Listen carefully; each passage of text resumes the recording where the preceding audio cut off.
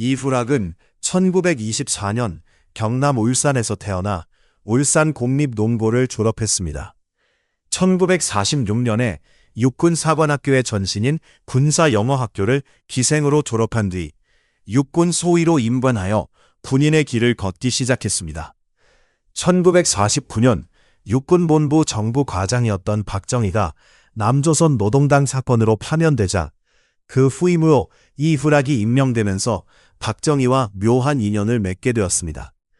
한 번은 박정희와 김종필이 술을 마시다가 통금 시간을 넘기자 이후락에게 지푸를 빌리기 위해 그를 만나려 했지만 이후락이 크게 화를 냈다는 일화도 있습니다.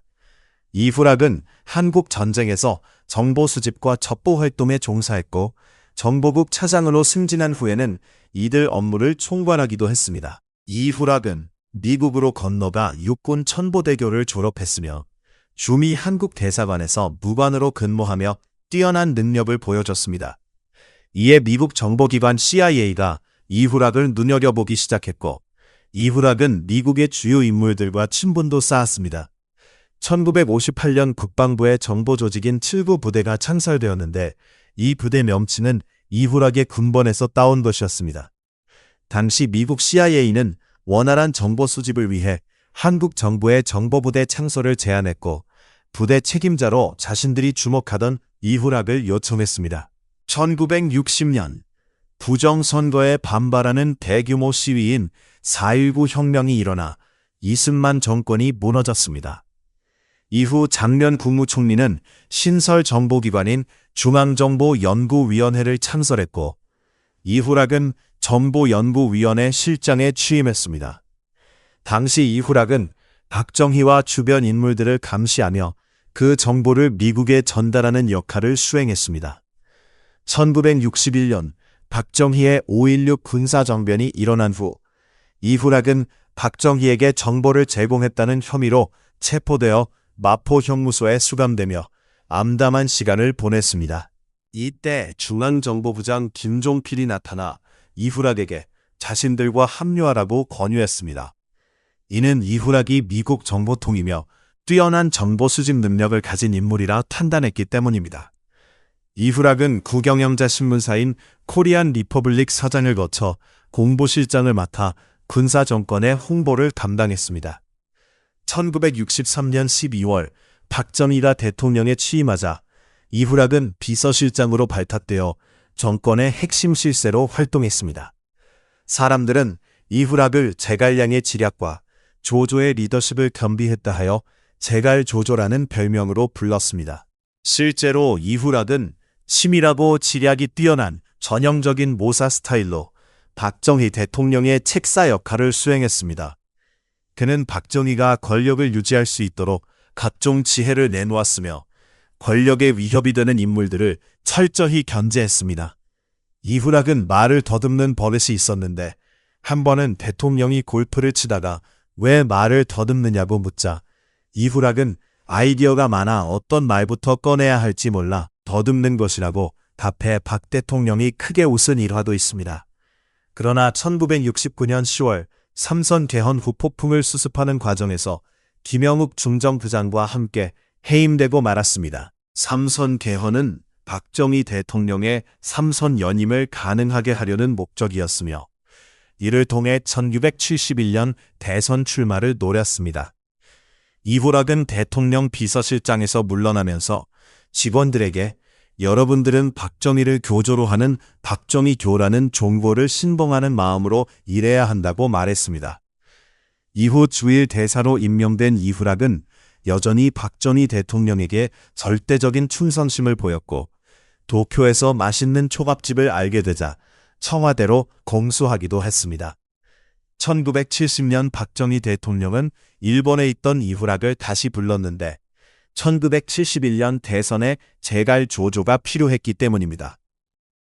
이후락은 중앙정보부장에 임명되어 신민당 대선 후보 김대중의 바람을 잠재우는 임무를 맡았습니다.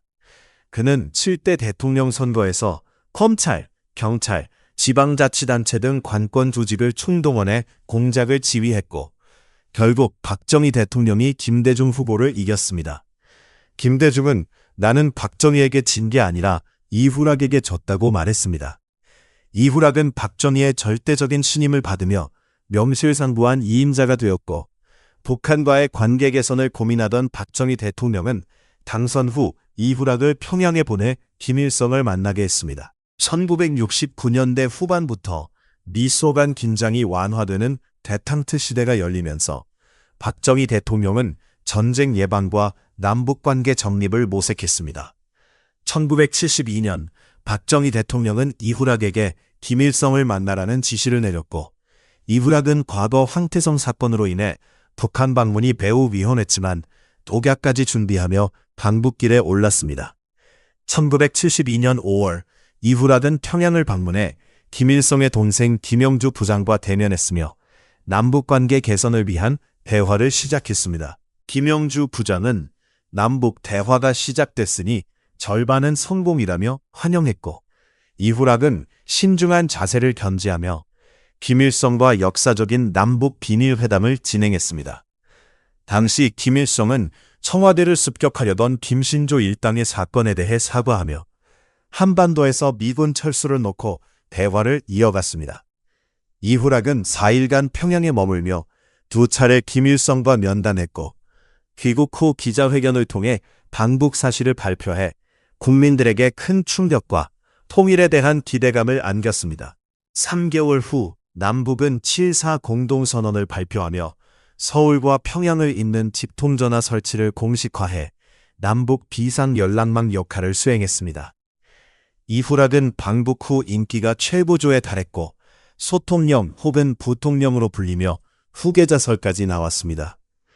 그러나 1973년 수도 경비사령관 윤필용 사건이 발생하며 권력 내부의 균열이 일었고 윤필용은 박정희 대통령을 비판했다가 숙청되었습니다.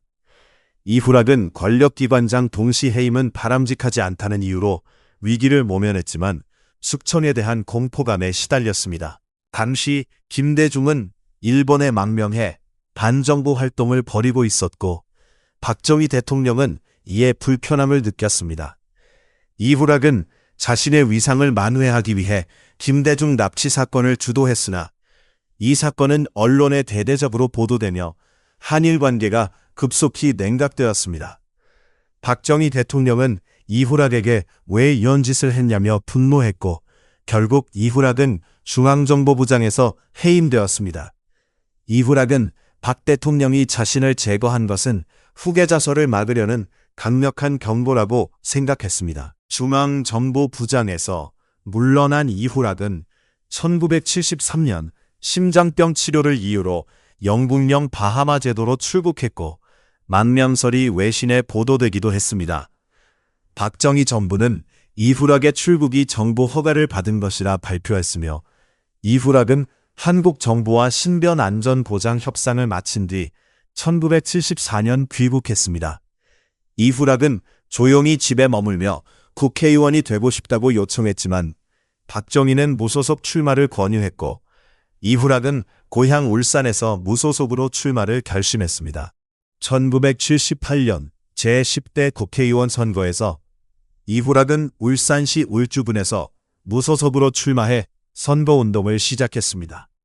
선거전은 치열했으며 경쟁 후보들은 이후락을 부정축제자로 비난했지만 이후락은 침묵으로 일관했습니다. 마지막 연설자로 나선 이후락은 청산가리 캡슐을 들고 나는 조국을 위해 목숨을 걸고 북한에 가서 김일성과 대화를 하고 온 사람이라고 외쳐 큰 반향을 일으켰습니다. 결국 그는 약 50%의 득표율로 당선되었습니다. 1979년 박정희 대통령이 김재규에 의해 암살되고 전두환 신군부가 권력을 잡았습니다. 신군부는 김종필과 이후락을 대표적인 부정축제자로 지목했으며 계엄사 발표에 따르면 이후락의 부정축제 재산은 무려 194억 원에 달했습니다. 당시 서울 짐값이 200만 원 정도였던 점을 감안하면 현재 가치로 수조 원에 이르는 재산을 모은 셈이었습니다. 이후락은 45개 기업으로부터 28억 원을 받았고 서울 강남과 지방방을 매입해 30억 원어치의 부동산을 보유했다고 진술했습니다. 해외 재산에 대한 소문도 무성했지만 신군부는 이후락이 로스앤젤레스에서 1,580만 달러 상당 빌딩을 매입했고 아들에게도 호화주택을 사줬다는 소문은 근거 없는 헛소문이라고 발표했습니다. 이후락은 권력형 부정축제자로 몰려 정치에서 은퇴했고 경기도에서 도자기를 구우며 은둔 생활을 했습니다. 언론이 가끔 이후락에게 역사적 사실을 묻기도 했으나 그는 끝내 입을 열지 않았다고 전해집니다. 이후락은 삼성그룹의 역사를 바꾼 사카린 밀수 사건에도 깊이 관여한 것으로 알려져 있습니다. 이 사건은 이병철 창업주와 장남 이명희 간의 불화가 시작된 계기였으며 이명희는 훗날 이후락 씨가 진실을 밝힐 것 같지 않다고 말했습니다. 1987년 대통령 직선제 개헌 등 민주화를 요구하는 6월 민주항쟁이 일어나자 김종필은 권력 재진입을 위해 신당 창당을 준비하며 이후락에게 참여를 요청했지만 신분부의 압력으로 이후락은 이를 거절했습니다. 김종필은 결국 권력 재진입에 성공하며 3당 합당의 중심에 섰습니다. 많은 사람들은 과거 김종필과 이후락이 손을 잡았다면 3당 합당 등 정치 역사가 크게 바뀌었을 것이라 추측하기도 했습니다. 시간이 흘러 1997년 김대중이 대통령에 당선되자 과거 김대중 납치 사건을 주도한 이후락은 정치 보복을 우려해 해외로 나가려 했습니다. 그러나 김대중 대통령은 관대하게 넘어갔고 전 문화부 장관 김성재는 김대중 대통령이 이후락에게 해외에 가지 말고 국민과 함께 편히 살라고 했다고 전했습니다. 이후락은 편안히 지내다가 2009년 85세의 나이로 세상을 떠났습니다. 그의 빈소에는 각계에서 보낸 수십 개의 조화가 가득했으며 박근혜 한나라당 대표 등도 조화를 보냈습니다. 분위기는 화해와 용서의 색채가 짙었으며 김대중 대통령의 부인 이희호 여사도 조화를 보냈습니다. 이후락에게는 3명의 아들과 1명의 딸이 있었으며 모두 정치와 재계에서 혼맥 관계를 이루고 있었습니다. 장남 이동진은 호남 정유 사장과 흥북 상사 사장을 역임했고 서점기 국제신문 사장의 딸과 결혼했습니다.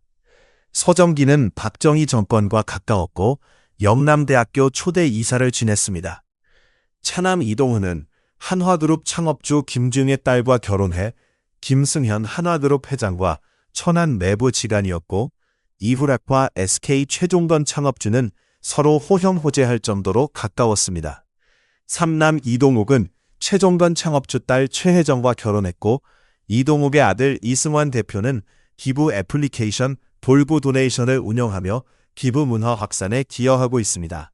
이승환 대표는 유튜브 채널을 통해 자신의 일상을 공개하며 화제가 되기도 했습니다.